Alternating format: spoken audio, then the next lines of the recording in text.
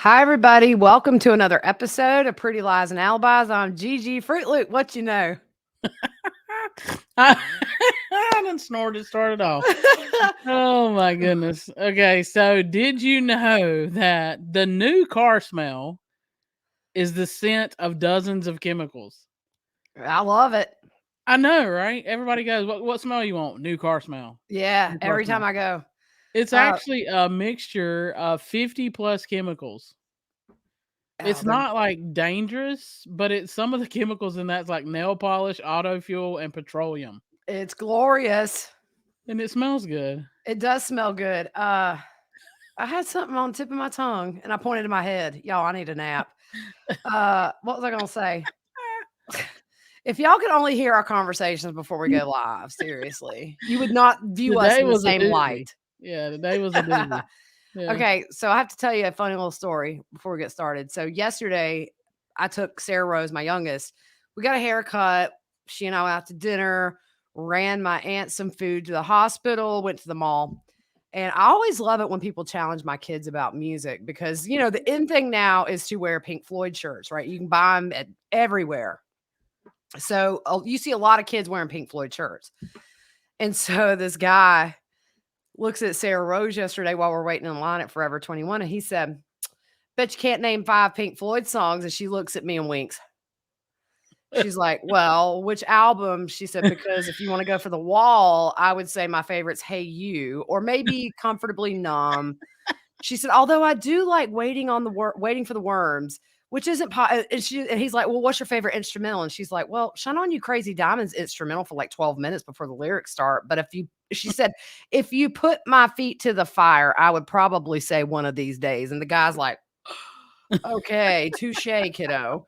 And so, anyways, when we pay and walk off, we high five because, That's funny. That's hilarious. Yes, yes, yes. So we want to give a big thank you to one of our sponsors, Two Cool T-shirt quilts. If you look behind me, if you're on YouTube watching, you can see my awesome Clemson pillow and then the Pretty Lies, or get you a quilt. We have both. They are amazing.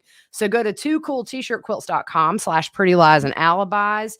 She will know we sent you and you can be happy. We're going to have another giveaway at the end of this month. Yep. We're going to go Yep. live. That's right. We're having fun with the lives. We're going to definitely try to do 1 or 2 a month. Oh yeah. I love them. I do too. They're fun. It's just nice to interact with everybody in real time. And we do on social media. Although, if you sent me a message on Twitter or something, I'm sorry. Like, I've been crazy busy and I'm way behind. And I got a couple of stickers to send to some people. We want to give a big thank you to Diane for the PayPal donation today. Thank you so much, Diane. We appreciate you. Thank you, Diane. And anyways, so we decided not to do a daily coverage of the Curtis Reeves trial. This is the retired police captain in Florida who 8 years ago shot and killed a fellow moviegoer after there was a little altercation and some popcorn was thrown. This case is crazy. Yeah.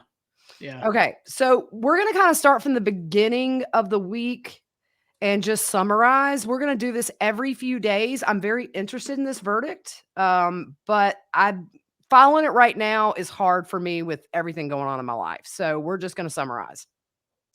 One interesting thing in Florida, if you're not charged with a capital case, you have 6 jurors instead of Wow. 12. Wow. Which I guess is maybe, I don't know. I don't know if it's good or bad. I mean, I guess it's good because it's probably easier to get 6 people to agree. But anyways, so he's charged with second-degree murder.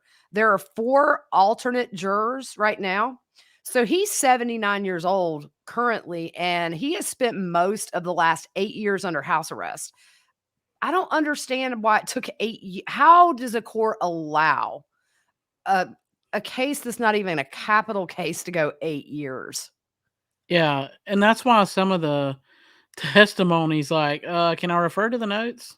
Yeah, I would be like, can I just read from the notes? Because I I have can't tell no you what I clue. did 8 days ago, much less 8 years ago. Yeah. And Yeah. it's interesting because on the first day of testimony, several of the detectives have retired for years since this Yeah. happened.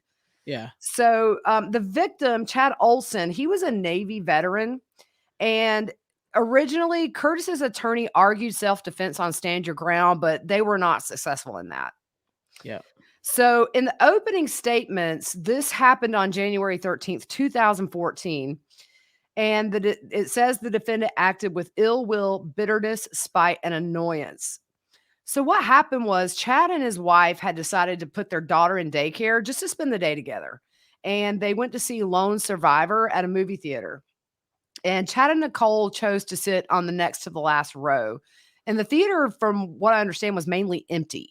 And Chad goes to get snacks. And when he comes back and sits down, the defendant and his wife come in and sit on the very last row right behind him. So the theater actually has two cameras inside that captured the shooting. And you'll hear that the shooting happened during the movie previews, and it wasn't dark like when the movie starts. So the previews start, and there's a message to turn your cell phones off. And Chad had his phone on, but he wasn't talking. But almost immediately after the message, Curtis leans into Chad's personal space and says, "Turn your cell phone off." Well, Chad doesn't turn it off. And that's not a reason to kill him. So Curtis asked again, and then he got up to leave the theater to tell the manager. And he was muttering. The witnesses around said he was muttering to himself and he was super agitated. Here's the deal. Like when I go out somewhere, I'm not. If somebody's doing something, that's their little red wagon. Look, here's my whole point about this case. The theater was not at capacity. If Reeves had such a problem, because I do it during previews. I'm sorry, I do lower my screen brightness, but I'm very guilty of doing this. Get up and move your seat if it bothers you that much. Yeah. As somebody who is an ex-police captain who worked homicide should be a professional in de-escalating situations before they become a problem. Yeah. And he didn't. So why don't you pick up here, Fruit Loop? At the manager's desk, you will see his demeanor. You watch his body language. He's there for around 3 minutes and walks back to the theater. Witnesses will tell you he had no disability.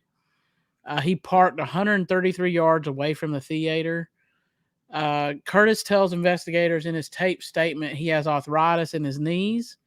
There's no reason to shoot and kill someone. In his statement, excuse me. In his statement, he says he reinitiated contact with Chad. Chad did turn off his cell, and it was off when Curtis came back. Chad is in his seat. Curtis said, "I told the manager for no reason. I see you turned your phone off." Chad turns around in his seat and has words with Curtis. He tells him to leave him alone. In his statement, pay attention to how he words this. You good? Oh, yeah, I'm sorry. Sherlock was meowing at the door, so I went up to get him, and he disappeared because I didn't come quick enough. So Chad stands up and continues talking to Curtis. He says, "If it's any of your business, I was texting my daughter. Evidence will show he was on Facebook.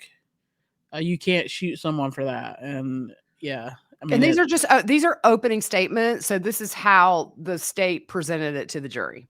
Yeah. So Chad reaches over with his right hand into the lap and grabs a bag of popcorn and flicks it at the defendant. I mean, all this stuff is, I don't know. I mean, Look, you can't take somebody's life. right. And I will be the first to say, should Chad have thrown popcorn at this man? No, but I mean, popcorn doesn't kill you. Yeah. This goes along with my parents always told us when we were growing up. And I mean, we've not been young in a long time, but You hush up. you don't mess with anybody and you don't like do anything to somebody else because they could have a weapon and they could harm you. Just like we used to mess around people in cars and stuff. And my dad would be like, "You better not do that stuff. You don't know who's got a gun." I mean, it's true though. Yeah. I mean, look, until we started this podcast, I was kind of notorious for giving the one finger salute if somebody ticked me off in traffic. It's just a thing with me. But I'm going to tell you, it's not worth it.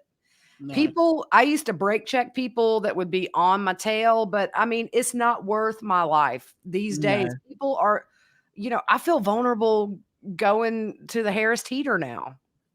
You go to Harris Teeter? Yeah, I go to Harris Teeter. I ain't never been there. That is not a paid promotion either. Harris Teeter. I Never wish we had been a there. Piggly Wiggly up here. Now, I'm gonna tell you, I go to the Piggly Wiggly in Alabama just to get some sauce. So, Yeah, I'm big on the pig. yeah, I want one of those shirts. I dig the pig. I got one. I got two. I just look, when God made the pig, He knew exactly what He was doing. Yes, he did. I mean, they're Perfect, cute and all, but dude, I will perfect. devour some bacon. Bacon, barbecue. Oh my goodness. Okay, all right. So back to the podcast. So his hand is coming back. His wife is sitting in front of Curtis. She is trying to get Chad to sit down. Her hand is up. Curtis then shoots. Her hand is struck. This made me hurt. Yeah. Her hand is struck and her finger is almost severed. In the video, you will see him reach for the gun, lunge forward, and shoot Chad. He isn't cowering in fear, and he quickly gets the gun out. Chad stumbles. He goes toward the aisle. He is shot in the chest and falls down. I think I have it somewhere down here, but I think the last thing he said was like, I can't believe he shot me. Yeah. So an off-duty deputy was in the theater and he gets up and walks over to Curtis and takes the gun. The firearm was working properly. It wasn't accidental. It was absolutely intentional, according to the prosecutors. So they hand out these blank forms to witnesses and they're told to write down what they know. They're not instructed how to fill it out. So Curtis's video statement isn't accurate as to what happened. Curtis says he saw Chad with his phone on, leans forward and nicely asks him to turn it off. And then he went to the manager. He comes back and says Chad turned around in his seat. They have words. Chad comes over on top of him. And later he says when Chad jumped up, the popcorn fell immediately and he took out his gun and killed him. So Curtis said he had his hands up saying, no, no, no, ex-law enforcement, doing that self-defense thing.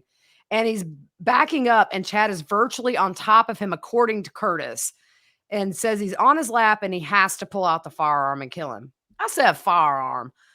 Lord Jesus is a far. It's a far. Oh. And the prosecutor said nobody's going to testify that that's what happened. You'll hear about stippling, and there was some on Nicole's hand and Chad's wrist. There was none on the defendant's left hand where he said he had his hand out. After he shot, witnesses here throw popcorn at me. In other words, kind of like throw popcorn at me. That's what's going to happen. It's kind of how I took it. And the prosecution says that's ill will and spite. Curtis says he struck on the side of his face by Chad, and witnesses never saw that. And they will show scientifically that it isn't possible with Chad sitting where he was. He said he was dazed, but there was no visible injury. He said a cell phone was at play and Chad's phone was in front of Curtis. He said it got there because Chad was shot and it was dropped, or he dropped it when he threw the popcorn. The cell phone was analyzed. Chad's DNA was on the phone, but not Curtis. They said he had a red left eyelid, but witnesses say he was rubbing his eye and saying something was in it, which was rinsed by EMS. In the police cruiser, Curtis says he second guessed himself about the shooting and if Chad had hit him, and he said, oh crap, this is stupid. So, aggravated battery. He unlawfully struck Nicole with a gun as she put her hand up to protect her husband. That made me hurt, dude. Oh man, yeah. Like, Curtis is saying it was self-defense. That means Curtis reasonably believes the force was necessary to prevent imminent death or bodily harm. To justify the use of deadly force, the circumstances of danger must be so real and can only be used through the use of force. Would a reasonably cautious person who was able to walk all over with no problems, 20 years of experience on the police force, could believe shooting him was the only way to save his own life? Curtis brought a loaded gun into a theater and killed someone because popcorn was tossed at him. Has his wife testified yet? She is on the witness list, but they took her out of the courtroom. But I think she's back now. So I don't know if they're not going to call her or why they allowed her to stay in there. But apparently she's on the list. Yeah. Because that ooh. Right. So the defense has their openings, and essentially, in a nutshell, they say he's elderly and he's helpless. They allege if the iPhone case was properly preserved, they may find Reeves's DNA on there, and the report says that he's excluded as a source of DNA. I mean, here's my thing. He's saying that Chad threw the phone at him. Who's going to throw their phone at somebody? That just means you're going to shatter your glass and have to go buy a new phone. I don't think that anybody's going to throw their phone at somebody in this situation, and you don't see it on the surveillance.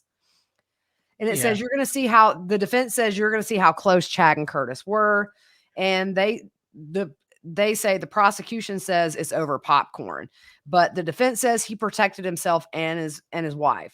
So they go through all of the things that are good about him, which is a 27-year police veteran, highly decorated. At one point, the higher powers in that force came to him and said they wanted him to start a SWAT team. That's the training of the man in the theater. They say he was a superstar from patrol to homicide. He knows about danger and knows what a fist can do to someone. When he retires, he was recruited by Busch Gardens as head of security. And they say you'll see a list of the courses he took, and he knows how to assess risk and spot danger. And they say in the theater was no different. They say it isn't over popcorn. You'll see where an attack before the popcorn was thrown. And they say, put yourself in Mr. Reeves' seat. Go ahead. No, you go. So his body starts to break down and he retires from Busch Gardens in 2014.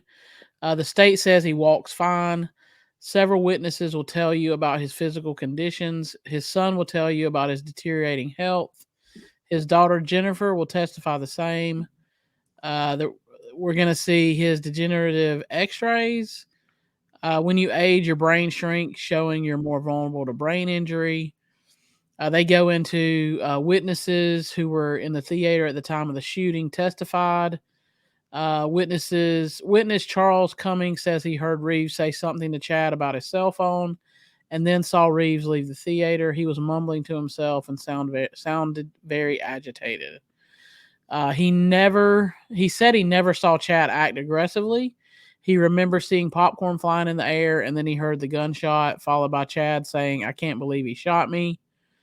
Another witness, Jane Roy, found it hard to recall what she said 8 years ago when this happened. She said Reeves reminded her of Grumpy from Snow White and said he looked angry. What is that song they sing? Whistle while you work. That's it, yeah. His wife testified yesterday also. She nearly lost a finger. This is Chad's wife. And this is also earlier in the week because I've just been keeping up with it. So if I say yesterday, it's not necessarily. It was earlier. Yeah. It was earlier in the week. Sorry, y'all. Reeves shot Chad from putting her hand up to shield her husband. She said when Reeves confronted him about the phone, Chad asked what his problem was and said the movie hasn't even started yet. You know, we had a listener on Twitter, and I had forgotten about this. That movie, You Got Mail, Greg Kinnear's in a theater, and somebody says something to him, and he's like, do you really need to hear what the hot dog has to say, the dancing hot dog has to say in the previews? And it's kind of true. It's like, I can understand if you're in the middle of the movie and somebody's got their screen on bright, then maybe you say something nicely or move your seat if that's an option. Yeah. So forensic investigators testified and the defense questioned if their handling of the evidence destroyed evidence on Chad's phone since Reeves alleges that Chad threw his phone at him. None of the eyewitnesses back that claim up from what we've seen so far. The medical examiner said Chad had a bullet wound on the left side of his chest and a graze wound on his right wrist. The wounds had stippling. The defense argues that Chad threw his cell phone at Reeves, but again, nobody can say if that happened or not. They played Reeves' interview, and he showed no emotion. So I'm leaning back in my chair, and I've got nowhere to go. So I'm leaning back in my chair, and he kept on hollering, and I'm not sure what he said, to be honest with you, is what Reeves said. Yeah. In the interview, Reeves said he should have just changed seats. Two different witnesses who heard Curtis Reeves say, teach you to throw popcorn at me. Yeah. I mean, look, at the end of the day, just from what I've seen, this is not self-defense. This is a temper problem. Yeah. And here's the thing. Other people have said when this shooting happened and his face was on the news, other people came forward and said they had the same issue with him in a movie theater. Maybe this dude needs to wait till stuff comes on streaming.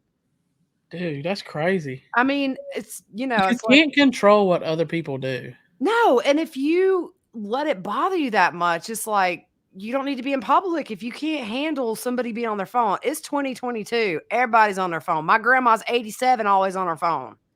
Yeah, she really is. She is. She loves Facebook and Yeah. Instagram.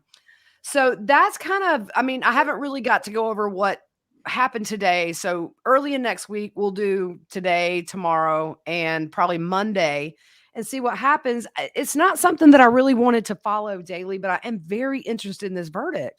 It can Yeah. go one of two ways. You're going to see people, either they're going to see that this is a retired police captain, 20 something years on the force, who should have known how to not let it get to murder.